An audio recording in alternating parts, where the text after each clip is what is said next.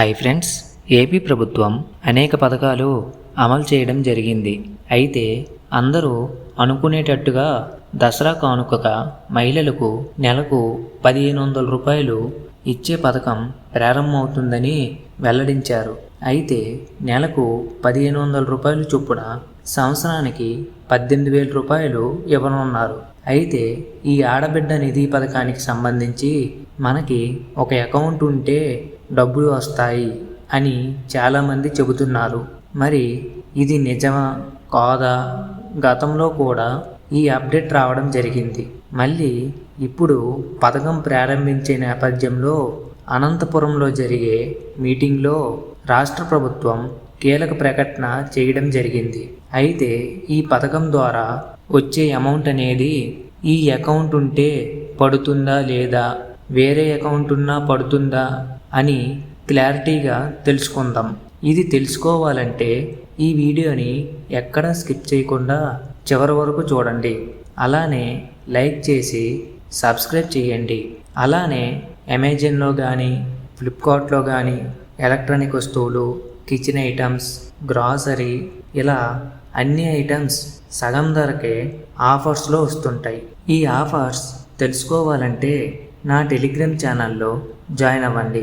ఈ Telegram channel link అనేది క్రింద డిస్క్రిప్షన్లో ఇచ్చాను, వెంటనే జాయిన్ అవ్వగలరు.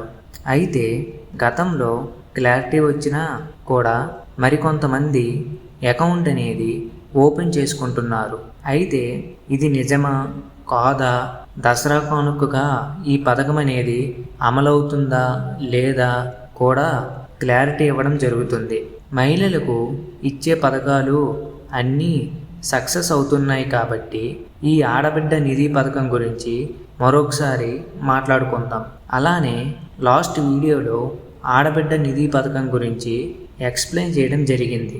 లింక్ అనేది డిస్క్రిప్షన్లో ఇచ్చాను, ఒకసారి చెక్ చేయండి. అయితే ఈ ఆడబిడ్డ నిధి పథకానికి రాష్ట్ర ప్రభుత్వం పూర్తి స్థాయిలో కసరత్తు అనేది చేశారు. ఈ పథకం అమలు చేయడానికి డేట్ అయితే ఫిక్స్ చేశారు. ఈ పథకం అమలు చేసే టైంలో ఫ్రీ బస్ స్కీమ్ను అమలు చేయడం జరిగింది. ఈ ఆడబిడ్డ నిధి పథకం అనేది చాలా ఖర్చుతో కూడిన పని.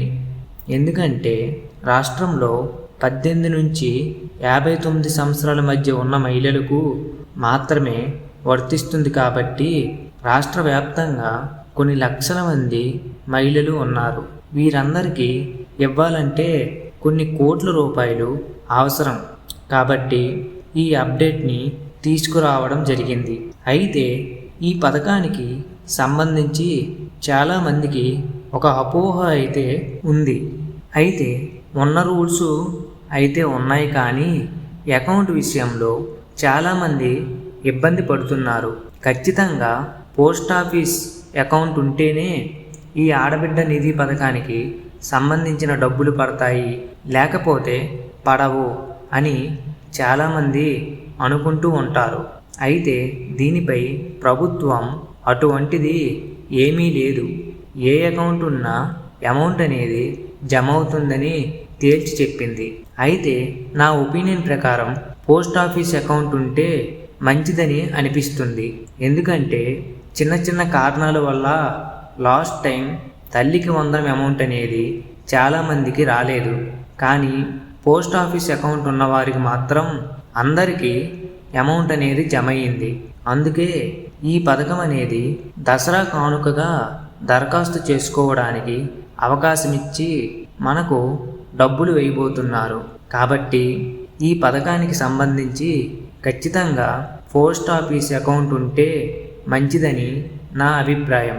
ఎందుకంటే ఈ పోస్ట్ ఆఫీస్ అకౌంట్ అనేది ఎటువంటి ఇబ్బంది ఉండదు. అలానే ప్రభుత్వం నుంచి వచ్చిన ప్రతి పథకం అనేది ఎలిజిబిలిటీ అనేది త్వరగా రావడం జరుగుతుంది. ఈ పోస్ట్ ఆఫీస్ అకౌంట్ అనేది చేసుకోండి, ఎందుకైనా మంచిది. రెడీగా ముందే చేసి పెట్టుకోండి, అప్పటికప్పుడు వెళ్ళొద్దు. ఇప్పుడు ఖాళీగా ఉంటుంది కాబట్టి మీరు పోస్ట్ ఆఫీస్కి వెళ్ళి 300 రూపాయలు ఇచ్చి అకౌంట్ని ఓపెన్ చేసుకోండి. అయితే దసరా కానుకగా ప్రతి మహిళకు 1500 రూపాయలు చొప్పున అందజేస్తామని రాష్ట్ర ప్రభుత్వం సృష్టం చేసింది.